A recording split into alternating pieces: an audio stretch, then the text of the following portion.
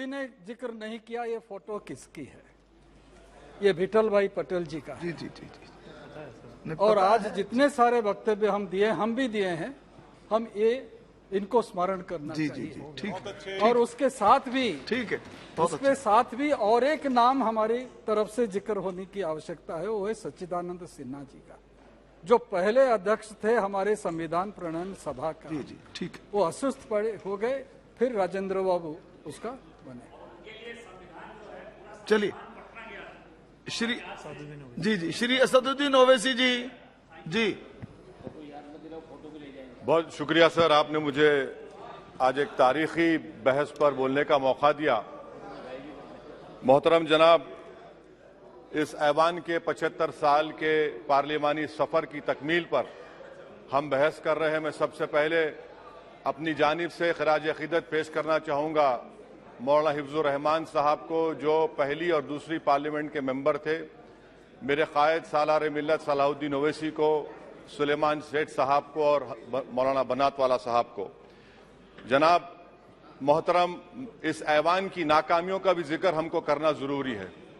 75 साल का तारीखी सफर इस ऐवान ने मुकम्मल किया। ये ऐवान एक इमारत नहीं है मेरी नजर में, ये ऐवान इस वतन अजीज का एक दिल है, जो बाहर जो गरीब और मजलूम अवाम की तकलीफ को महसूस करे, इसीलिए मैं इसको दिल कहता हूं। मैं आपके सामने 15 मिसालें पेश करूंगा जहां पर इस ऐवान ने अपनी नाकामी का सबूत पेश किया। एक उस वक्त जब दिल्ली की सड़कों पर सिखों की नस्लकशी की जा रही थी। एक उस वक्त जब 6 दिसंबर को बाबरी मस्जिद की शहादत हुई। आ रहा हूं भागलपुर, जिसमें रेशम के कारोबार को खत्म किया गया, मुसलमानों को दफना दिया और वहां पर फूल गोभी उगना शुरू हो गई। एक उस वक्त नाकामी साबित हुई जब मुजफ्फरनगर और गुजरात में नस्लकशी की गई। एक उस वक्त सर जब हम देखते हैं कि मुंबई की सड़कों पर इंसानियत का नंगा नाच हुआ। एक उस वक्त जब इस ऐवान में टाडा पोटा का काला कानून बनाया गया, यूएपीए का कानून बनाया गया, आफ्सपा का कानून बनाया गया, जिसको 1 साल के लिए बनाया गया था। 58 में हम 2023 में आ गए। एक उस वक्त नाकामी साबित हुई जनाब, जब हम देख रहे हैं कि आज ये जो दिल है, भारत का दिल है, हिंदुस्तान का, इंडिया का दिल है, आज गरीबों में, मजलूमों में, मुसलमानों में, कश्मीर की अवाम में, दलितों में, आदिवासियों में इस ऐवान की मोहब्बत और एतमाद खत्म हो रहा है, कम हो रहा है। इसीलिए जनता सड़कों पर आकर एहतजाज कर रही है, क्योंकि उनको लग रहा है कि ये इमारत बन चुकी है, हमारा दिल नहीं है। चाहे CAA का प्रोटेस्ट हो, चाहे किसानों का प्रोटेस्ट हो, चाहे शेड्यूल कास्ट के रिजर्वेशन का मसला हो।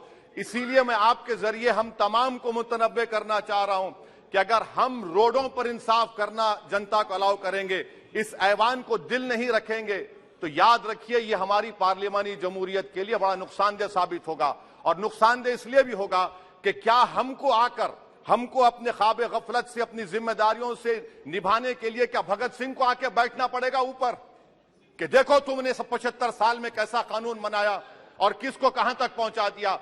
स्पीकर जनाब, इसीलिए मैं कह रहा हूं कि हम तमाम को अपनी जिम्मेदारियों को निभाना पड़ेगा। ये इमारतें ईंट से बनी हुई जरूर हैं, मगर ये इस इमारत में दिल है। इस इमारत को दिल के तौर पर बरकरार रखना पड़ेगा। स्पीकर सर, एक और मिसाल दे रहा हूं जहां पर इस ऐवान की नाकामी है। सर, अब तक लोकसभा के कितने 899 मेंबर कामयाब हुए। अब बताइए सर, पार्लियामेंट्री जमहूरियत में शराकतदारी की जमहूरियत है, रिप्रेजेंटेटिव फॉर्म ऑफ डेमोक्रेसी में 8,992 में कितने मुसलमान कामयाब हुए? कितने सर? 520, जबकि 1070 को इस ऐवान का मेंबर होना चाहिए था। कितना डिप्रीविएशन है सर? कितना डिप्रीविएशन है? 92% डिप्रीविएशन है। इस मौजूदा पार्लियामेंट में स्पीकर साहब सिर्फ 26 हैं, 14% मुसलमान और सिर्फ 4.8 उनका रिप्रेजेंटेशन है। बताइए, हम वोट डालने वाले बन गए, वोट लेने वाले नहीं बने।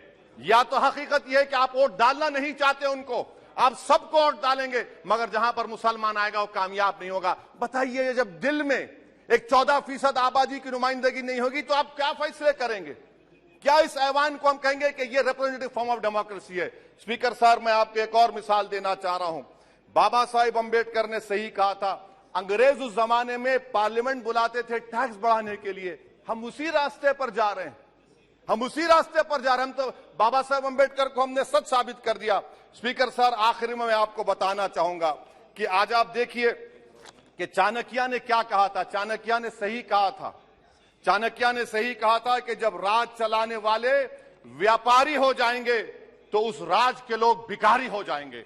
आज ये वक्त आ चुका है सर, आज ये वक्त आ चुका है कि क्या first pass the post system इस देश के लिए सही है या फिर हम प्रोपोर्शनल फॉर्म ऑफ रिप्रेजेंटेशन को फॉलो करेंगे। First pass the post system, जिसके पास एक मजहब का वोट होगा, जिसके पास दौलत होगी, वही इस ऐवान में आ रहा है। इसीलिए हम कह रहे हैं कि आप इस जमहूरियत की नाक, कहीं ये जमहूरियत कमजोर ना हो जाए, मुझे इस बात का डर है सर। आखिर में मैं खत्म करने से पहले एक बहुत बड़े शायर ने कहा था, उस पर खत्म करना चाहूंगा कि अभी चिरागे सरे राह को कुछ खबर ही नहीं, अभी चिरागे सरे राह को कुछ खबर ही नहीं, अभी गिरानिए शब में कमी नहीं आई, अभी गिरानिए शब में कमी नहीं आई, निजात दीदे दिल की घड़ी नहीं आई, चले चलो कि मंजिल अभी नहीं आई। स्पीकर साहब, आखिर में याद रखिए एक बात को मैं सबसे कह रहा हूं कि पिच बदलने से गेम नहीं बदलता, गेम को बदलना पड़ेगा।